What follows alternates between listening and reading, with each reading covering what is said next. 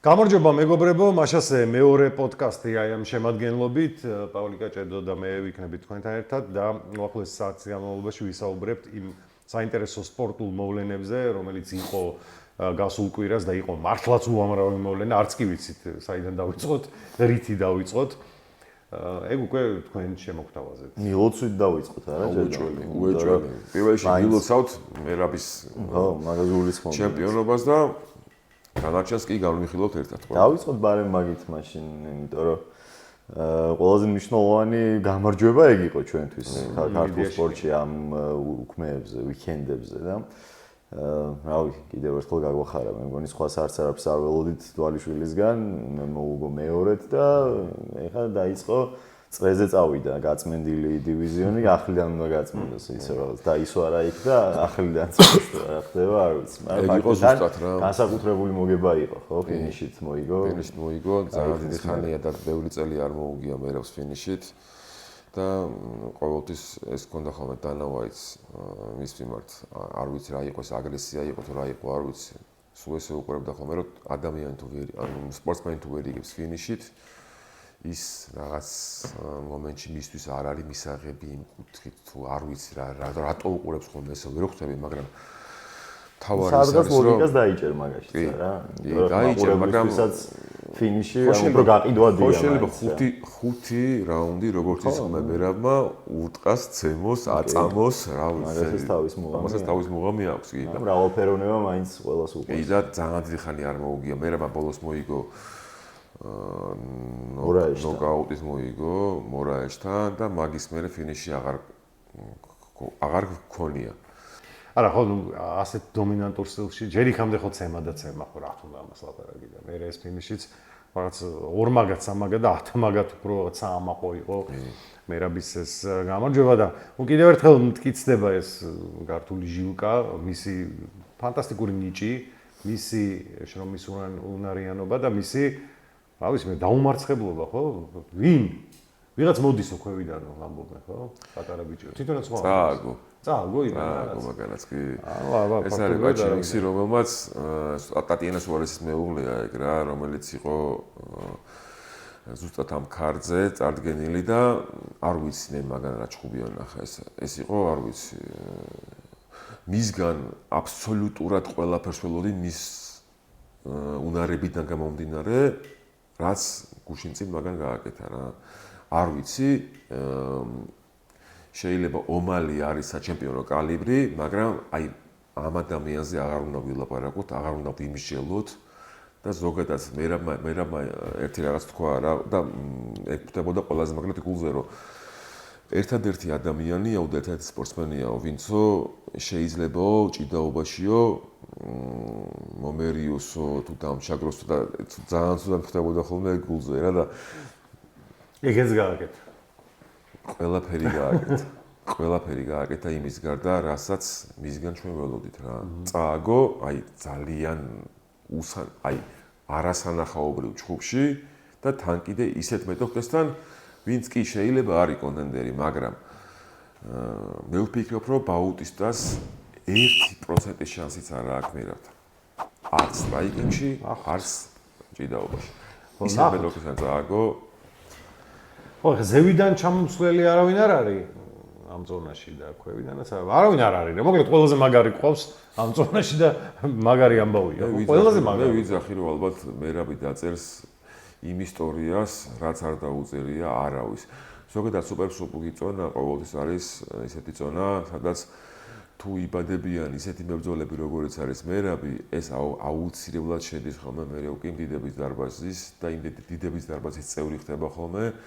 როგორებიც არიან ბევრნი, თუმცა მერაბი ეს არის ბიჭი, რომელმაც რაც დაიწყო, რაც დაგეგმა, აი ეს ნაბიჯი, step by step როგორც არის ნათქვამი, მიყვება, იძახის, ასრულებს და ამ ყველაფერს ჩვენ ხედავთ რაც თავარია. ხო, სამწუხაროდ არ გაუმართლა ბიძინა გავაშელს. ავაშელიშვილს ბრძოლის წინ სიცხე ჰქონდა თუ რაღაცა პრობლემა ჰქონდა ჯანმრთელობასთან დაკავშირებით და არა ეწყო კარგად, თუმცა ჩვენ ყველას გვჯერა რომ ამას გამოასწორებს ბიზინა და ქულებით ერთგულით წააგო და მომავალში აუცილებლად დაგვიბრუნდება ისევ ძლიერ სპორტსმენად და ჩემპიონად, რაც რეალ მნიშვნელოვანია. წინ არის კიდევ 28 ივნისი. ხო, ილიას ბრძოლა, იქამდე 21-ში თუ არ ვწდები, ხა ეს ამაში არ გამყავს, მაგრამ საღინაშვილს აქვს თავისი ივენთი და მგონია რომ ეგეც კარგი სანახაობა უნდა იყოს. იქაც ყველა ცდილობს რომ ეს კლდე დაძრა, მაგრამ შანსი არ არის. კიდევ ერთი ლეგენდა კაცი, ქართველი, რომელიც აბსოლუტური ჩემპიონია და კონკურენტი არ არსებობს. ესეც ხო საამაყოა ხო იდეაში შეხედო ისეთ სახეობა, რომელიც ყველა ბიჭმა ალბათ ცხოვრებაში ერთხელ მაინც ცადა. არის სპორტის, რომელიც არ გიცდია, მაგრამ ეს ყველა მცადა ერთხელ მაინც. შეიძლება გოგომაც არა, ეს ცხოვრებაში ერთხელ ხელი ყველას გადაუწევია ხო. და მაგაში ყველაზე მაგარი არის ქართველი რა. ეგეც მაგარი თემაა. კარგი, ეს რაც შეეხება UFC-ს, ახლა გადავიდეთ სხვა სახეობებზე. ერთა ლიგა, რომელიც დასრულდა და კრიშტიანო რონალდუმ მეორედ მოიგო ეს ტურნირი მისმა ნაკრებმა და რა თქმა უნდა, მანაც ამაში უშუალო მონაწილეობა მიიღო, გაიტანა როგორც ნახევარფინალში, ასევე ფინალში. ამ ასაკში უდიდესი სპორტსმენი, დღეს ვსაუბრობდით, რომ არ ვიცი, მომავალ მსოფლიო ჩემპიონატზე ალბათ იქნება კრიშტიანო. არასდროს ყოფილი ვარ პორტუგალიის ნაკრების კომაგი, მაგრამ აი მისი ფაქტორიდან გამომდინარე ვუქომაგებ პორტუგალიას და თუ მოახერხა მაგარი ნაკრებია, ხო? და მოიგო ეს ყველაზე მთავარი ფორუმი. ну მაშინ მასეც შეგვიძლია, ისედაც შეგვიძლია ვთქვათ, მაგრამ ამ შემთხვევაში შეგვიძლია ვთქვათ, რომ არის მეგა დიდი. ხო, არა, მე ვერ გეტყვი რომ პორტუგალიას უქომაგებ ვერავის გამო. სულ ეს გადავიდეს. რატო? მე ვიცი, იმიტომ რომ ეს სხვა ბანაკშია. სხვა გუნდის გულშემატკივარი ვარ. პორტუგალიას ვერაფრით. მაგრამ ისეთი გუნდია, რომ აი ვიტინია როგორ შეიძლება მოგწონდეს თუ. ძალიან სერიოზული გუნდი არის, გამოჩნდა ერთადერთი გუნდია, რომელიც მეორედ მოიგო ერთა ლიგა. პორტუგალიის ნაკრებს ჰქონდა აქამდე ერთხელ, ესპანეთში შეეძლო ასევე იცავდა ტიტულს, მაგრამ პენალტების სერიაში წააგეს, მორატამ ვერ გაიტანა, თამაშიც თანაბარი იყო მთლიანობაში რა, ორჯერ იგებდა ესპანეთი, ორჯერ გაუთანაბრეს და მთლიანობაში დამსახურებულად მოუგო პორტუგალიამ. კარგი ტურნირი გამოვიდა, ზოგადად ერთა ლიგა ჯერ ჩვენ რა გვაქვს საწუწუნო სულ საშინელი ტურნირი იყოს. ერთა ლიგის დამაარსებლები უნდა ვლოცოთ ყოველთვის, იმიტომ რომ მაგათ მომოქცე შესაძლებელობა რომ ევროპის ჩემპიონატზე გვეთამაშა, ეგ ერთი და მე მეორე მთლიანობაში კარგი ტურნირი არის პატარა გუნდებისთვისაც, საშუალო დონის გუნდებისთვისაც და ეს დიდი გუნდებიც ახლა ვიღაცა ამბობს იქ კომენტატორების ლაპარაკობდნენ რომ აი მესამე ადგილისთვის მატჩია თუ მაინც ამხანა გურის დონეზე უყურებენ და ასე შემდეგ. არა, ეგრე რა ვიცი, ხა რონალდოზე ვლაპარაკობდით და რონალდოზე მეტი ვის აქვს ნანახი და ვის აქვს მოგებული, მაგრამ კი ვნახეთ როგორ იმონდომებული იყო, ტიტულია. რონალდოს გადმოსახედიდან უნდა შეხედო, ხომ მაგაზე მეტად ვინიცის ტიტულის ფასი. რა ჯდება ნებისმიერი ტურნირის მოგება, მით უმეტეს ანაკრებო დონეზე, იმიტომ რომ მაინც ეროვნული გუნდის ღირსება, ეროვნული ჩვენი ქვეყნის ღირსებას იცავს და რაც ადონეზე თამაშობენ ძალიან მნიშვნელოვანია. მით უმეტეს ერთა ლიგა არ არის დაბალი დონის ტურნირი. აქედან გამომდინარე, არანაირი ამხანაგურის ტოლფასი ეგ თამაშები არ არის, ძალიან მაგარი თამაშები იყო. გერმანია პორტუგალიას უყურე და ალიანს არენაზე მოუგო იმ პორტუგალიამ ტემპიანი, დინამიური თამაში იყო. comeback-ით ხო, იგებდა გერმანია დაუტრიალის მოუგეს. მეორე თამაშს არ დავოლაპარაკობ, ესპანეთი საფრანგეთი იყო, თითქოს მარტივი მოგება და ეგ 4-0-იც ეგეთი დონის ნაკრებებს შორის ხო, სულ 4-0, 5-0 მოიგო, ეგეც საინტერესოა უკვე და ამას 4-0-დან და მე 5-1-დან კი ნაღამ გაუთანაბრა იმ საფრანგეთმა 5-4 დამთავრდა ხო. რაჯობია რომ სანაკრებო დონეზე გვაქვს შესაძლებლობა რომ ეგეთი დონის თამაშები ვნახოთ. იგივე გერმანია საფრანგეთი რო იყო მესამე ადგილისთვის თამაში, ორივე გუნდი ძირითადი შემოდგომობით გამოვიდა. დახოცეს ერთმანეთს. არ იყო ის ფაქტორი, არ ჩანდა რომ თითქოს არ უნდათ, ხო, ეგ გამორიცხულია, ასე რომ ერთა ლიგა არის ძალიან კარგი ტურნირი ამის თქმა მინდა უბრალოდ და პორტუგალია არის ამ მომენტისთვის ერთპიროვნული ლიდერი, ორი ჩემპიონობით, სხვა საერთოდ არ აქვს ორი ჩემპიონი. ხო, მესამე ადგილისთვის მატჩი მოიგო საფრანგეთმა, მოიგო 2-0, თუმცა შეიძლებოდა პირიქით ყოფილიყო, უპირატესობა გერმანიას ჰქონდა ამ შეხვედრაში, მაგრამ ასე მოხდა საფრანგეთს. ეგეც აი როგორი ამბავია, ხო, გერმანიამ სახლში ორი თამაში წააგო ზედზე როგორ პრინციპულ მეტოქეებთან თან. ხო, მაგრამ რაც შეეხება გერმანიას, აშკარად იყო პრობლემები შემადგენლობასთან დაკავშირებით, აშკარად, ხო, მაგრამ ახალი პლიადის ფეხბურთელები, რომლებიც ბევრნი არიან, რაღაცა გერმანულ სტილს არ თამაშობს ბუნდეს ნაკრები და აი მის კომაკს ალბათ ამის გამოწყდება ყველაზე მეტად გული. აი პორტუგალია თამაშობს პორტუგალიურ ფეხბურთს, ესპანეთი ესპანურ ფეხბურთს. გერმანია გერმანულს არ თამაშობს. იყო ასევე სოფლიო ჩემპიონატის შესარჩევის მატჩები, კატასტროფა ვნახეთ ინგლისისგან, კი მოიგო ანდორასთან, მაგრამ ახლა ისეთი პრესა მოყვა ამას, რომ ასეთი ცუდი ინგლისი მე დიდხანი არ მინახავს. ასეთი ვარსკვლავური ინგლისი, ხა შეიძლება ამ კონკრეტულ მატჩში არ იყო ბევრი ფეხბურთელი გამოძახებული, მაგრამ ბელინგემი რო ყავს და ასე შემდეგ და მილიონი მაგარი ფეხბურთელი, ანდორას უნდა გადაურბინოს. იყო ბევრი კადრი იყო, თუ ნახეთ, როგორ ძინავს ინგლისელ გულშემატკივარს მატჩზე. აბა, უხერხულია, უხერხულია. ერთი კითხვა მინდა დავსვა რა. მეგობრებო, პირველ რიგში მინდა გთხოვოთ, რომ გამოიწეროთ ჩვენი არხი და subscribe-ს და ლაიქოთ და თან კიდე კომენტარებში მინდათ ესეთი რაღაცა დაწეროთ რა. სულ ვიძახდი ხოლმე რა, აი all time აპორნი როგორ არის ხო? საყრდენი. საყრდენ ნახევარმცველად ყოველთვის მივიჩნევდი იყო ვიეირა. აქამდე რო გამოჩნდა მე როდრი რო გამოჩნდა და ამის შემდეგ ხა არ ვიცი ვიტინიაზე მე რაც მჭირს, არ ვიცი ხა შეიძლება პირველზე მჭირდა მაგდენი ან არ ვიცი ვიზე. მაინტერესებს თქვენც მაინტერესებს ვისი ფიქრებდით დღევანდელ დღეს ყველაზე საუკეთესო საყრდენ ნახევარმცველად. მოდი დავარქვათ ესე.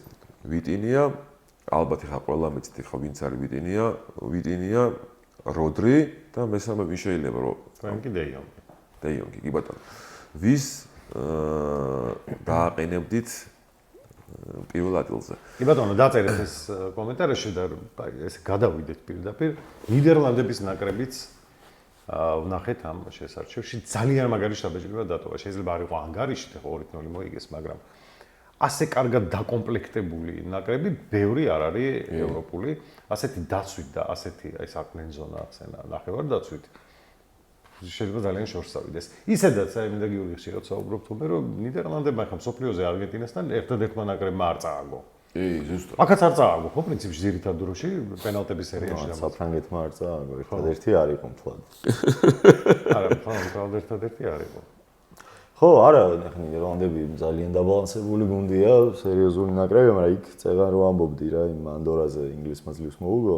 კიდე იყო ეგეთი შედეგი, სან მარინომ წააგო ბოსნიაში 1-0 მარტო ანუ. როგორც ჩანს, ნელ-ნელა აი დღეს არის დღეს ჩვენ წერთ ამ ნაცემას, რომელიც ხვალ იქნება. ეს არის ფარერები გიბრალტარი. ფარები რამდენიმე დღის წინ ვნახეთ თბილისში და გასაგებია რომ საქართველოს ნაკრები გადახალისებული შემადგენლობით იყო, მაგრამ 1-0 მოუგეთ მხოლოდ.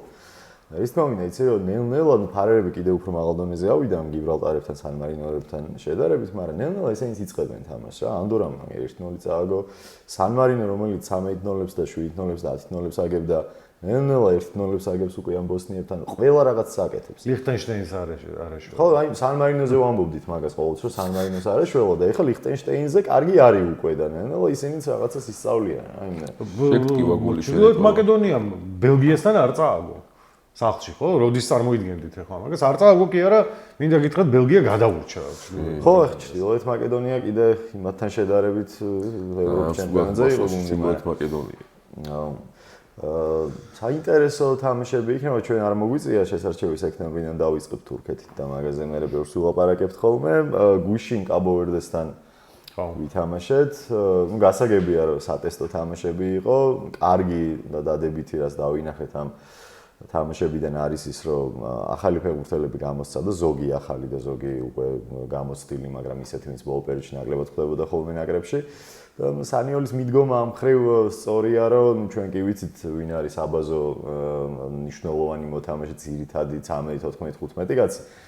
ჩვენი ნაკრების, მაგრამ მჭირდება კიდე რესურსი, ხო, სიღრმე რომ ვიღაცა გამომაკლდება, ასე შემდეგ უახლოესი რეზერვი ვიცოდე ვინ არის და დავინახეთ იგივე კაბო-ვერდესთან, რომ ლუკა გუგეშაშვილი, რომელიც ხაბერძნეთში საკმაოდ კარგ დონეზე თამაშობს, აიმედო მეკარეა და ჯერ ერთი გიორგი გლორია ჩვენც უთხრათ მადლობა და ასრულა სანაკრებო კარიერა და უკვე ვიცით რომ გიორგი მამარდაშვილი იქნება პირველი მეკარე ჩვენი ნაკრების და გმერთმან უქნას რომ მოდეს მე ტრავმა მიიღოს ან გამოგვაკლდეს, მაგრამ იქ ის კვალიფიკაცია იქ 1000 რაღაცაა, გუგეშაშვილი საკმაოდ საიმედო სარეზერვო მეკარეა და კიდე რამდენიმე ფეხბურთელმა გამოიჩინა თავი. შედეგი ნაკლებად მნიშვნელოვანი იყო, მაგრამ კიდევ ერთხელ გამოჩნდა რომ აი ეს ადამიანები ვინც ამბობდნენ რომ რა ის ფარერები და რა ის კაბოვერდე და თამაშობ ვიღაც ნორმალს და მაშინვე ნათელი და მარტივია შეიძლება კაბოვერდე ვიღაცამ არ იცოდა ხო მაგრამ ფარერების ბოლო ორი თამაში ჩეხეთთან წააგეს ბოლო წუთზე 95-ზე ჩეხეთში 1-1 იყო და მონტენეგროში წააგეს 93 წუთზე 1-0 ანუ არ არის მარტივად მოსაგები ნაკრები ხო ანუ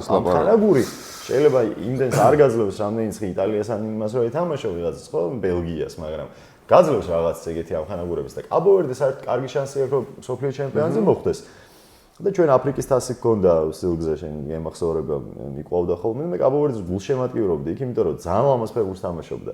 მე 4-ფინალში გავიდა პენალტებში წავიდა თუ 2-0 3-0 და 4-0 მოუგო სენეგალებს და ვიღაცებს. ანუ კარგი ნაკრებია. საკმაოდ ტექნიკური და გუშინ ვნახეთ რომ ბურთი დაგვიმალეს და მეორე ტაიმში გვაჯობდეს კიდევაც. ასე რომ აი ამხანაგურები იყო მე თუ მკითხავ მაგ მხრივ წაადგება სანიოს პირველ რიგში რომ იცოდეს ვინ არის აი ეს უახლოესი რეზერვი ჩვენი ნაკრების. უახლოეს რეზერვს იხილავს ასევე უახლოეს პერიოდში ქართული გულშემატკივარი, იმიტომ რომ დაიწყება სულ რამდენიმე დღეში 21 წამდელთა ევროპა და საქართველოს ნაკრებში. ხო. უმძიმესი ჯგუფია, რაზე ალაპარაკი, მაგრამ ყველა ჯგუფი ასეთია.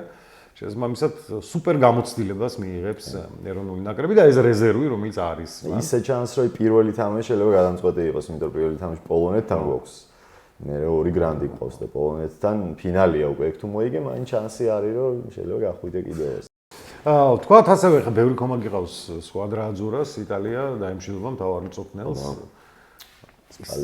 პალეტი გაუშვეს კი არა რო არ დაიჭირეს არ დაკიდეს სადმე უახლოეს ბოდზე ეგეც გასაკვირია იმიტომ რომ კარში ვერ დაარტყა იტალია მისე წააგო. გასაგებია ნორვეგია ძალიან ძლიერი გუნდია, ხმამდე ყავთ ბოლოს და არამხოლოდ ის მაგრამ ჩამოყალიბებული აი კარგად შეკავებული გუნდია. დრო არო ნორვეგია გავიდეს სადღაც გულშემატკივრობ იტალიას ეცე 99 წელს დაუიწყმე ზოგადად ემოთის ყურება. ნიგერიასთან ბრძოლა რო გააგდეს 1-0 აგებდნენ და მე ბაჯომ იქნა გასაკეთებელი რაც უნდა იქნა. ხო, ასეთი კალიბრის ფეხბურთელი სამწუხაროდ იტალიის ნაკრებში ახლა მეგონი მაგის მე რაღაც ყოლია. მსგავსიც არ არის ახლოს არ არის. კიდე რა იყო? იყო ამხანაგური მატჩები, რამდენიმე საინტერესო შეხვედრა გაიმართა ოკეანის მიღმა. აღსანიშნავია კანადელების ძალიან ძლიერი და კარგი ნაკრები, მასმიძელი იქნება კანადა შეგახსენებთ ამერიკასთან და მექსიკასთან ერთად. ძალიან ადვილად მოუგეს უკრაინას. ბევრი ამბობს არ ეფეხბურთება უკრაინას, ძალიან ეფეხბურთება, როცა კარგად შეკრული ნაკრებია უკრაინას. მაგრამ კანადა ძლიერია, ისე როგორც ძლიერია შტატები, მაგრამ დამარცხდა თურქეთთან, არც თურქეთია ხელწამოსავალი. ხო, აი ჩვენ გვექნება ის სასწაული თამაში უნდა იყოს პირველივე, კიდე გაი რომ აყურებელს უშვებენ საქართველოს თურქეთს ძალიან ველოდები სექტემბერში. გადამწყვეტი პირველივე როგორც ევროპის ჩემპიონატზე 20 წლამდელებში პირველივე თამაში უმნიშვნელოვანესი, ყველაზე მნიშვნელოვანი ეგრე იქნება. თურქეთის თამაში ჩვენთვის თბილისში სამი ქულო თუ არ აიღე მაგ შეხვედრაში მე მეორე ბრძოლა უკვე ზართული. ძალიან კარგი ნაკრებია თურქეთი, ძალიან კარგი ნაკრები და უკვე გამოვცადეთ ეს ჩვენ ტყავზე. ხო და კიდე ერთი თამაში იყო, სვაჩერს ყველაზე საინტერესო ეს იყო მექსიკა, შვეიცარია. მე ასეთ შემტევი შვეიცარია კარგახანი არ მინახავს რა. ზირთად ხვიც დაცვიდან ორი გოლი და საკმარისია. სულ აგორავებს ბურთს. რა ხდებოდა რა იყო ეს. მექსიკელები ხო ხა სახლში რას თამაშობენ თქვენ რაც იცით. 2-4 შვეიცარიამ ეს მატჩი მოიგო. მოკლედ ბევრი კარგი ღონისძიება არის. დღესაც იქნება შესარჩევები, ხვალაც იქნება შესარჩევი მატჩები. არის რამდენიმე ესეთი პრინციპული დაპირისპირება, მაგალითად უელსი, ბელგია. საინტერესო მატჩი, იმიტომ რომ უელსმა თუ მოუგო ბელგიას და ასეთ ბელგიას შეიძლება მოუგოს. აბსოლუტურად გაუგებარია რას თამაშობს შერსეთის რუდი გარსია, საიდან რატო რანაირად არ მოუხდა ამას, ლუკაკო გადაღლილია, დებრუინი საერთოდ გაუგებარ პოზიციაზე მოძრაობს და რასაკ პასი ვერ გააკეთა ზუსტი ამდენი წუნი დებრუინისგან მე არ მინახავს დიდი აი რისი დებრუინის აი რაღაცა აირია მექანიზმში აირია ჯერსეთი პლია და აღარ არის ისეთი საინტერესო და ისეთი ნიჭიერი როგორც ხო აქამდე მართლა ისე ხო მონსტრების გუნდი იყო და ახლა არ არის ასე რაღაცა ვეღარ მიდის ისე ხო ესეც თქვა რომ მარტინესი და მოდი მაშინ ესე გავაკეთოთ ერთ-ერთია NBA-ში სადაც საოცრად მოთამაშე ოკლაჰომას. შეიძლება რაღაცა ისეთი გადახვევა გამომივიდა, მაგრამ აი გადავიდეთ კალათბურთზე. აუცილებლად გადავიდეთ ამ თემაზე. საოცრად მთელი ეს სეზონი საოცრად მოთამაშე ოკლაჰომას უცბად არაფრიდან ფინალში ხდება გუნდი, რომელსაც ვერავინ ვერ წარმოიდგენდა. არ ვიცი ხა შეიძლება ვიღაცას ქონდა რაღაცა განცდა იმის რომ ჰალიბარტონი გაიყვანა ინდიანას თუნდაც უპერფინალში, მაგრამ მე ვფიქრობ რომ ეს არის ერთ-ერთი აღმოჩენა გუნდი. და იხდებით რომ უკვე დაიძაბა, იმიტომ რომ ორი თამაში იცით რომ პირველ ეტაპზე სახში თამაშობს გუნდი, რომელიც არის უფრო მოწინავე პოზიციაზე და უკვე ერთ-ერთია. კაცმა არ იცის რა იქნება ინდიანაში. სავარაუდოდ უნდა გაცდეთ ეს თამაში ალბათ, რა ვიცი, გეიმ 5 მინიმუმ. იმიტომ რომ გამორიცხულია ხა აქ რომ ოკლაჰომა დანჩენილი სამი მატჩი ერთიანად მოიგოს. გამორიცხული არ არის. გამორიცხული არ არის, მაგრამ მე უბრალოდ ეგ მგონია რომ ან 4-1 იქნება, ან 4-2. როგორც წინა გადაცემა ეხა იმის გამო რომ პირველი თამაში წააგო სახლში, ხო? მე აზრი არ შემიძლია მაგის გამო რა, მგონია რომ ის ერთი თამაში რომელიც შეიძლება და ინდიანას მოიგო უკვე მოიგო, ან აი კიდე ერთი მოიგოს და მაგით დამთავრდება სერია. ანუ მაქსიმუმ გეიმ გულ შემადგირობ, მაგრამ არა ხო 4-1 ან 4-2 მგონია. მაგრამ კარგია რომ უკვე დაიძაბა, იმიტომ რომ ის არ არის რა ქვია, აი 2015-2016 წლის გოლდენი რასაც აკეთებდა ხოლმე, ეგ უკვე გამოვრიცხეთ და საყურებლად მაინც კარგი იქნება. ხო, არა, ფინალი 4-0 თავდება არ ვარ გა. რა თქმა უნდა. ნახოთ რა იქნება, როგორ იქნება, თუმცა უკვე ჩემი განმოსახედიდან წლევანდელი სეზონი შედგა, მარტო იმიტომ რომ უკვე აღმოჩენები მე ძალიან მაგრად მიყვარს. თუნდაც ის რომ OKC-ზე მე ამდენი ხანი ამას აი ამ ფსონს გავდივარ, რომ ვიძახდი 2 წლის წინ რომ ეს გუნდი აუცილებლად ითამაშებს სუპერფინალს, ნახოთ რას იზავს, ითამაშა ფაქტია უკვე, მაგრამ მოიგებს თუ არა უკვე მეორე საკითხია და ინდიანაზე საერთოდ არ ვფიქრობდი ესეთ რაღაცას რომ როგორ შეიძლებოდა რომ ბოსტონის, ნიუ-იორკის და მილუოკის ბარიერი გაევლო გუნდს, რომელიც ფაქტიურად არავის არ წარმოედგინა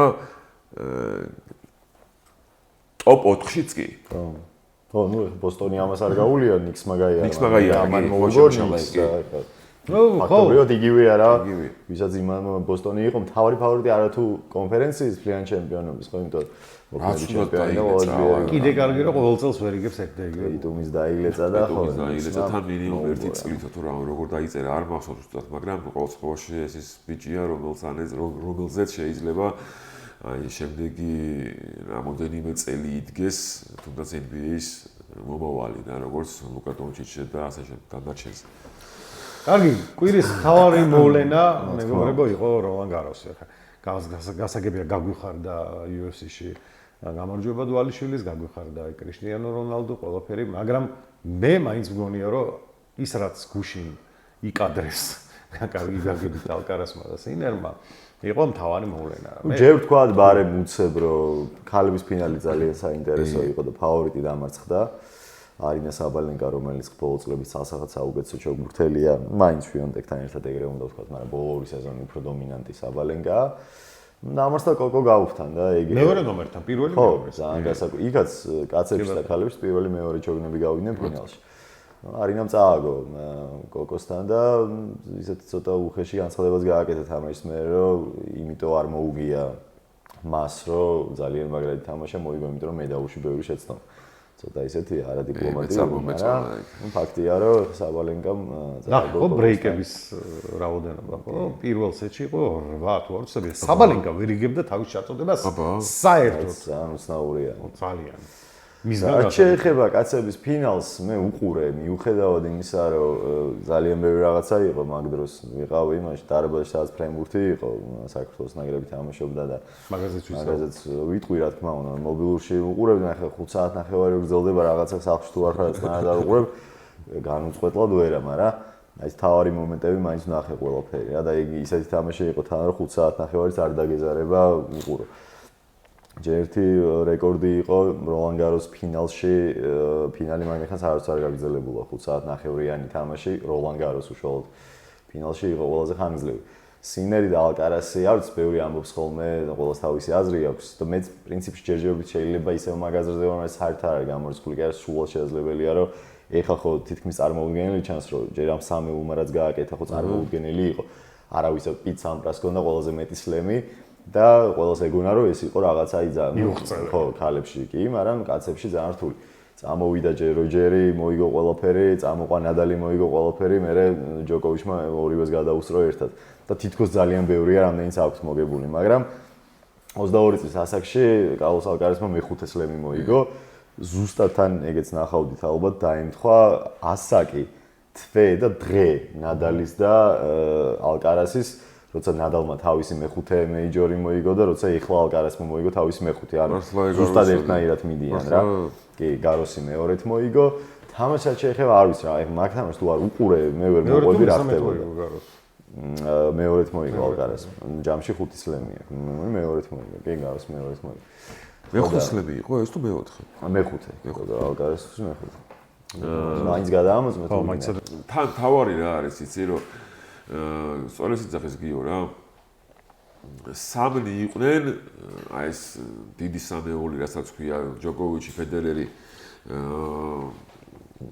რაფა და თან ეხა შეიძლება რაღაცნაირად ჩანდეს, თითქოს მიუღწევ, თუნდაც ეხლა ჩანდეს, მეხუთე სლემს იგებს ბიჭი 22 წლის ასაკში და მაინც უგონია რომ შეიძლება 24 სლემს ვერ გაწეს, მაგრამ არ ყავს ალკარას ისეთი მოწინააღმდეგე, თუნდაც სინერია ვიყოთ ეხა პირობითად ყველაზე აგრესიულ მოწინააღმდეგეთ, მაგრამ იქ როჯერს ყავდა ნოვაკი და როჯერს ყავდა რაფა. ასევე პირიქით და ამათ აი ამ მთელი ეს პერიოდი რამდენხნიანი ის გაგზავნა რაივალი. ალბათ 15-16 წელი ხო გაგზავნა მინიმუმ. და 24-20 და 22. ეს არ გამოდის? 62 ტიტული მოიგეს მარტო სამაგაც. აბა არ მოიდგინე. თან ყველაზე დიდი რაც არის მოსაგები ის მოიგეს და აღარ ვაპარაკობ იმაზე მასტერსები და დანარჩენი რა შეიძლება მოეგოთ კიდე. ხო და ეს სასწაული თამაში იყო თვითონ მიმდინარეობით. ჩოგბურთის ისტორიაში შევიდა უკვე ეს თამაში, ცალსახად როგორც ერთ-ერთი საუკეთესო ფინალი რაც კი ყოფილა რა. ძალიან მარტივად უგებდა სინერი. მე საერთოდ მეგონა წინა გადაცემებში თქვი რომ სინერი მოიგებდა, იმიტომ რომ ამ ეტაპზე მე მაინც სინერი უფრო მაგარი მგონია ვიდრე კარლოსი. ეხა ისეთი თამაში არის რომ ფინალი ყველაფერი შეიძლება მოხდეს თან მაინც ეხა კი ეს ინდონის მოთამაშეები არიან რომლებიც ყველა საფარზე თავის სიტყვას იტყვიან და ყველა საფარზე მაგრები არიან, მაგრამ კარლოსი მაინც უფრო მეტად უკეთესია თიხაზე, ხო, ვიდრე სინერი, მაინც. სინერი ძალიან მაგრია, მაგრამ მაინც უფრო კარლოსის არის ეს საფარი რა. მაგიტომ მეგონა სინერი. მაგრამ არ ვიცი, რაც ალკარასმა გააკეთა, რაღაც ეს მენტალური მზადყოფნა, როგორ ეხა 5-3 აგებ და 0-40-იან, 3 მაგი match point-ი ატრიალებ ამ games და მე break-ს ასრულებ ესე შეკვეთით, ხო, როცა match-ზე ასვლის, ჩემპიონობაზე ასვლის მეტოქე. და მაგის მერეც ხო, შემდეგი სეტი მოიგო, მე მეხუთე სეტში, როცა თითქოს უკვე ბოდიში რო გაწყობთ, ვიცი რა გამახსენდა მაგ დროს. ესე რო უკეთებს გახსოვს? ნოვაკი რო ფედერერი რო აწვის მატჩზე. ხო, კი არა, ჩემპიონობაზე აწვის პრინციპში. და ესე რო უკეთებს ის თავის მეგონი მეუღლის მეგობარია თუ არ მახსოვს ვინ არის და აი მაკედან რო იწყებს ნოვაკი თავის აი ამ დიდ შემოქმედებას მაგ თამაში მერე ჩადო ზუსტად ეგ გამახსენდა ალკარასში რა რომ აი მენტალურად ეს ბეჭი უკვე ისე მზად არის რომ ნებისმიერ დროს შეიძლება ვთქვათ რომ ძალიან დიდი შანსია რომ გადაასწროს ყველაზე ყველაფერს კი.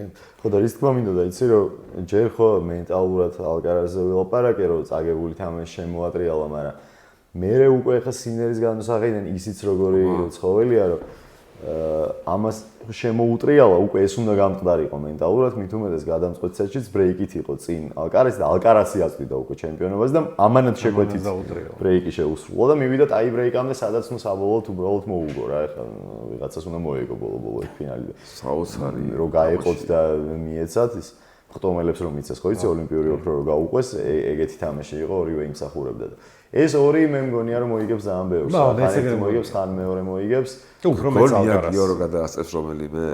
ხო, აი არ ვიცი ხა, არ ვიცი. მაგია ეგ თქვი ზუსტად რომ წარმოუდგენელი რომ გეჩვენება რაღაცა რომ მე ეგრე მეჩვენებოდა რა, ეხა ეს 20-ზე, 22-ზე, 23-ზე რო ავიდნენ. მეგონა რომ აი ჯერ ფედერერი რო წინ იყო, ეგ არ მეგონა რომ რომელიმე ეს გადაასწრა რომ ეგრე ორივემ გადაასწრა. 19, 17, 12-ზე იყო, 12 იქნა ნოლეს 17 და 9 გადაასწრო ორივეს და აი რო არ იცი და რო არ გეგონია კაკრას ეგ ხდება. კი და აქაც ხა ორივეს აქ არის უბრალოდ ტრამვის ფაქტორი, ძალიან ბევრი რაღაცა არის, მაგრამ თუ ისე გაგრძელდა როგორც საჭიროა, ნუ მოიგებენ ძალიან ბევრს აბა. მეც ასე მგონია. მთავარია რომ მოიგო სპორტმა რა, ეხა იმ თამაშს თავს ნახეთ. ხო, მაგიტომაც ვთქვით თავიდან რომ ეს ხომ მთავარი მოვლენა თქვა, გასაგებია შეიძლება ბევრისთვის სპორტის სახეობა არ არის მთავარი მოვლენა, მაგრამ ასეთი მატჩის გატარება ძალიან იშვიათობა არის ძალიან. კარგი, ფრენბურთი ახსენე გიორგი და მოდი საქართველოს ნაკრებზე ვთქვათ, ისე გრძელდება რაღაც უცნაური თამაშების სერია. ხო, სტაბილურობად რას დავაბრალო, ვერც ხვდები რას დავაბრალო, გამოუცნაურობას? ბევრი ფაქტორია რა, ჯერ ერთი რას უნდა ელოდო ეგ არის, ხო, ჩვენ ვიცით რომ ახლა უფრო მომავლის გუნდია, საქართველოს ქალფრენბურთელთა ნაკრებზე ვლაპარაკობთ, ვართ ვერცხლის ლიგაში, სადაც დაახლოებით ჩვენ ინდოეთის ნაკრებები არიან, მაგრამ ამ დონეებში არის განსხვავება, ხო, ვიღაცები ჩვენზე სუსტები, ვიღაცები ჩვენ ძლიერები. ლუქსემბურგთან თამაში იყო ჯერ წინა კვირაში თბილისში, რომელიც ჩემთვის მოულოდნელად ძალიან რთული გამოვიდა. 3-0 უნდა მოგვეგო მარტივად და 3-2 მოვიგეთ ძლივს და მერე იყო გუშინ, უკვე გუშინ წინ ლატვიასთან თამაში, რომელთანაც აი ეგრე ვახვედრებ ხოლმე მაყურებელს, რომ თბილისში იყო თამაში, კოეფიციენტი 10 გონდა საქართველოს ნაკრებს. ანუ აუთსაიდერები ვიყავით ესე გამოკვეთილი. მე პირადად რაც მინახავს ბოლო წლებში საქართველოს ნაკრების თამაში. საუკეთესო თამაში იყო ეს. ძალიან გამართული, მებრძოლი გუნდი ვნახე. ჩვენ ლიზი ლობჟანიძე ყავდა ერთ-ერთ გადაცემაში აქ და პირველი სეტი მოვიგეთ და სეტის მოგებაც ამ ლატვიასთან საკმაოდ კარგი შედეგია და მე 2-2-ზე დადგა მოწოდებაზე ლიზი და ზედზე 8 ქულა გააკეთა. ანუ ყველა ისე არ იყო რა თქმა უნდა, მაგრამ 8 ჯერ მოაწოდა, ზედ 10-2 აქცევა იყო და ნუ პირველი სეტი 25-16 მოვიგეთ. მეორეში იყო ძალიან კარგი შანსი, ბრძოლაში წავაგეთ 2 ქულა ტაიბრეიკზე და ერთ-ერთი გახდა მესამეშიც ბრძოლა იყო და ნუ 2-1-ზე უკვე გაცილებით ძლიერი გუნდი როცა აშენი, მე ჩაგრავს, მაგრამ მეოთხე სეტშიც 19 ქულა არ იყო ცუდი ვარიანტი. ასე რომ ხო რა, ნახეთ იმ ავსტრიასთან და ეხლა ლატვიასთან, რომ ბრძოლა შეუძლიათ ამ გოგოებს ყველასთან და წარმატებები უსურვოთ. ეს ციკლი მორჩა, რა, შემდეგზე ცა იქნება კიდე შეკრება, მე საინტერესო. მეც ვამშევ საერთოდ რომ ჩვენი გოგონები აი მართლა ნელ-ნელა ადიანზევით და უკვე ლიზი ვახსენეთ და ლეგიონერი ყავს კარგი, ყავს მეორე ლეგიონერი. კალანდაძემ სასწაული თამაშები ითამაშა, ლიდერი იყო ჩვენი ნაკრების, როგორც უნდა ყოფილიყო ისეა. კალანდაძე ზოგადად ვარსკვლავია. ხო, კიდე ერთი ფაქტორი ისიც იყო ალბათ, რომ არასტაბილურობა ახსენე და ახალი მწვრთნელები ჩამოიყვანეს, ორი პოლონელი მწვრთნელი ჩამოიყვანეს და ფრენბურთში ვერ ახერხებს შენ ამ ხანაგურების თამაშს რა. შეკრიბა 2 კვირით ადრე ამ კაცმა, ამ ახალმა მწვრთნელმა ავარჯიშა უბრალოდ და მე გავიდნენ ეგრევე თამაშებზე. ანუ პირველად ეს გუნდები და ეხა ეს ის შემთხვევა ხო არ არის რომ მის ბრაზილიის ნაკრებში ნიშნავ მწვრთნელს რომ შორიდანაც იცის ყველა მოთამაშე ვინ როგორია და რას წარმოადგენს. ხო ის კაცი ჩამოვიდა და შეიძლება მარტო კალანდაძე იცოდა ვინ იყო, ხო მეტი არც არავინ რა და ჩამოვიდა აქ გაიცნო ვარჯიშზე კი, მაგრამ მაინც ბოლომდე ვერ ნახავ ვინ რას წარმოადგენს და მთელი ამ შეხვედრების განმავლობაში პირველი 3-4 თამაში იყო სულ როტაცია, საქმეში ენახა ვიღაცა და ამ შემდეგ და მე მგონია რომ აქვთ რა პერსპექტივა და რაღაცას გააკეთებენ. ერთი კარგი იყო რომ გუშინ საკმაოდ ბევრი მაყურებელი იყო დარბაზში, გამიხარდა ყველაზე მეტ კვირა იყო მაინც ხალხმა მოიცალა, მივიდა და კარგი თამაში ნახა რა, საკმაოდ სანახაობრივი სპორტია. ჩვენ სულ მოგიწოდებთ რომ როდესაც არის ესეთი მატჩები, განსაკუთრებით როდესაც ეროვნული ნაკრები თამაშობს და არის თავისუფალი დასწრება, მოიცალეთ, მიდით უგულშემატკივრად, მათგან ვიცით ჩვენ ხო ის იქნება ფეხბურთი თუ ფეხბურთი რაშვაში ეკისეას დადის ფრენბურთი თუ ხელბურთი, აი დარბაზის სახეობებზე ამიგივე ფუტზალი, რამდენად უფრო მოტივირებულად გამოდიან სათამაშოდ გოგონები თუ ბიჭები. ვახსენეთ ხელბურთი და თქვათ რომ გუშინ გაირკვა გერმანიის ბუნდესლიგის გამარჯვებული და ეს არის დაახლოებით როგორ ვითათ აი რა შევადაროთ. NBA რომ მოიგოს რომელიმე გუნდმა. იმიტომ რომ ყველაზე მაგარი ლიგა არის და მოიგო როგორც იქნა ბერლინის ფუხსემ მატიას გიცელი, იცი შენ სოფლიოში ყველაზე მაგარი ხელბურთელი გახდა ამ ტურნირის გამარჯვებული, იქნება ახლა 4-თა ფინალი ჩემპიონთა ლიგის შემდეგ კვირას. მასზე აუცილებლად გავაკეთებთ აქცენტს. გიორგი ცხოვრებაძემ ჩაატარა გუშინ თავისი მატჩი გუმერსბახის რიგებში და გიორგიმ არ დატოვა ურიგოს შტაბეჭდილება, ოღონდ ისევ ძალიან ცოტა სათამაშო დრო მისცეს. ეს არის პრობლემა. ჩვენი გადმოსახედიდან უნდა გადავიდეს ის ამ გუნდიდან, სადაც გახდება რომელიმე სხვა კლუბის ლიდერი და ეს წაადგება ბუნებრივია საქართველოს ეროვნულ ნაკრებსაც. კიდე რა იყო? რაუ, ბევრი რაღაცა იყო რა, შენ რას გინდა რომ მოტო იყო ძალიან არაგონის გრან-პრი იყო, MotoGP-ში არაგონის გრან-პრი, ერთ-ერთი ყველაზე გამორჩეული გრან-პრი და მარკ მარკესმა დიდი სლემი შეკრა, ანუ მოიგო კვალიფიკაცია, მოიგო სპრინტი, მოიგო რბოლა და აფიქსირა საუკეთესო დრო და ეს რბოლა მოიგო სტარტიდან ფინიშამდე. არანორმალურია, აბსოლუტური გიჟი არის. ეს მიხარია, იმიტომ რომ კატალონიელები არიან ძმები და თქვენ რომ მე საღამოსო ჩაუჯდებითო და ესპანეთს უგულშემატკივრებთ მან არ გაიგო. ეგ იყო კიდე კაი, ნუ კატალონიელები გულშემატკივრებთ, სეპარატიზმს არა, მაგრამ კატალონიელები მაინც იყოს. ეგ იყო კაი მომენტი, ესპანეთის ნაკრები სანამ დაიწყებდა თამაშს იმასთან საფრანგეთთან, გუნდები ხო გამოდიან ხოლმე ჯერ საიდნობერ მოედანს, სანამ მოთხოვას დაიწყებდნენ რა, საათნახევრით ადრე და მთელი ესპანეთი მობილურში ვიღაცას ერთ-ერთ ეჭირა არ მახსოვს ვის, უყურებდა ალკარასის თამაშს სინერთან და ფინალში ულშემატკივრად. მე მოესწრო თუ არა, აი ზუსტად რო იწყებოდა თამაში, მაშინ დამთავრდა ეგ რა, 5 საათზე დაიწყო ალკარასი და 11-ზე, როცა უკვე ესპანეთი პორტუგალია იწყებოდა გუშინ, მაგ დროს დამთავრდა რა, ბოლომდე ვერ უყურებდნენ, მაგრამ მე გაიგებდნენ რომ დაატრიალა და მოიგო. აუ, წარმოგიდგენია, ესპანეთსაც რომ მოეგო საღამოს, რა დღე ექნებოდა. მოტოს რატო ვახსენებ, იმიტომ რომ ის მარკესი აი ამ სპორტულ ქვეყანაში, ხო, და ესპანეთი არის ერთ-ერთი ყველაზე სპორტული ქვეყანა და ერთ-ერთი ყველაზე ქვეყანა, რომელსაც ყველაზე მეტი ჩემპიონი ყავს, ხო? რამდენ სახეობაში არიან მაგრები. და მარკესი ითვლება ერთ წელიწადს იყო საუკეთესო სპორტსმენი ესპანეთის, მიდი აბა მიაღწია. ასეთი საფეხბურთო ნაკრები რო ყავს, ნადალი რო ყავს და 1000 იმის ქვეყანაში. ხო და როგორ განვითარდა? სხვა შორის ამაზე ცალკე გადაცემაში ვისაუბროთ, მე რა გააკეთა ესპანეთმა, რა შეცვალა 80-იანი წლებიდან დაწყებული, სადაც 90-იანიდან უკვე და რა შედეგებს მიაღწიეს. გუნდურ სპორტებში ესპანეთი ძლიერი იყო ყოველთვის და ეხლა ბოლო წლებშიც ხო საერთოდ ხო გინდა კალბურთი აი ხელბურთშიც ეხლა კი არ არის ყველაზე მაგარი, მაგრამ ტოპ ნაკრები ყავს. ყველაზე მაგარი გუნდი ყავს. ბოლო პერიოდში მაინც ანუ დეკადებით რო ვიბჟელოთ რა, ანუ 2008-დან დაიწყო რეალურად რა ესპანეთმა ფეხბურთში რა და მანამდე კი იყვნენ ძალიან ბევრი რაღაც ძალიან ბევრ სახეობებში. მანამდე ევროპაში მაგრებული ოღონდ ძალიან ადრე და. მაგრამ მაინც ხო იცი როგორი რაღაც ფეხბურთი ძალიან ჩანს რა. ხო, აი ესპანეთს ყოველთვის კაი ნაკრები ყავდა, უბრალოდ სულ რაღაცა აკლდებოდა. ნაკრებიც კაი ყავდა 2006-ში 2004-ში, 2000-ში, 96-ში. რიგებდა გიო. არა, ხო, სხვა ამისო, ანუ მაგას ვამბობ ზუსტად რომ აი ნაკრები ყავდა, ყოველს იყო ტოპ ფავორიტი არ იყო, მაგრამ ტოპ ნაკრები იყო, ყოველს ყავდა ვარსკვლავები, მაგრამ ხო ტიტულამდე ვერ მიდიოდა რა, ხო დიდი პაუზის მერე 2008-ში მოიგეს. მიუხედავად იმისა, რომ ძალიან მიყვარდა 94-ში იტალია და წეღანას ვახსენე, რომ ბაჯომ შემოყვარა მეთქი, მახსოვს ლუის ენრიკეს რო ჩაარტყა ხელი, არ მახსოვს ვინ ჩაარტყა 94-ში, პენალზე იყო მან აპელინება გაკეთებული. 94-ში და ეგ რო სიტყვაზე პენალი დანიშნული იყო, მან ძალიან დიდი შანსია რომ ვაფშე საერთოდ სხვანაირად რეალებულიყო იტალიის ეს არც ვერ შეიძლება ვერც მისულიყო ფინალამდე. ხო, ასე რომ ესპანეთზე ვამბობდი იმას, რომ გუნდურ სახეობებში ყოველთვის კარგები იყვნენ, მაგრამ ინდივიდუალში რიგ სახეობებში რომლებშიც ჩვენ ვართ ძლიერები ასე ვთქვათ, ხო თითქოს უჭირდათ, მაგრამ ეგეც თქვენ რომ გააკეთეს, რომ ჯერ ამოქაჩეს ხო ინდივიდუალურებშიც უკვე ძლიერები არიან ბევრგან, ნუ ჩოგბურთზე არ არის ლაპარაკი უფრო ოლიმპიურ ისეთ ძალსახო ოლიმპიურ სახეობებზე, ჩოგბურთს კი არის ოლიმპიური. ძიუდო ჭიდაობა რა თქმა უნდა. აი მაგას ვამბობ, რომ ქართველების დაეხმარნენ მაგამ ბავშვი, ხო ძიუდოში მსოფლიო ჩემპიონი ესპანეთის დიდი ხანი არ ეღირსებოდა, მაგრამ შერაზეთიშვილი გახდა. იქ UFC-ის ჩემპიონი არ ეღირსებოდა დიდი ხანი, მაგრამ თოფურია გახდა და არა ძალიან მაგარი პროგრესი. ნუ ეხლა. როდის იწყება გიო ძიუდო? ახლა დაიწყება სამთში. არ მახსოვს. 13-ში. როგორც ამბობ. ხო, აი ოლიმპიადა ახსენა გიორგიმ და გადაცემის მიწურულს ცოტა რაღაცა სახალისო ინფორმაცია.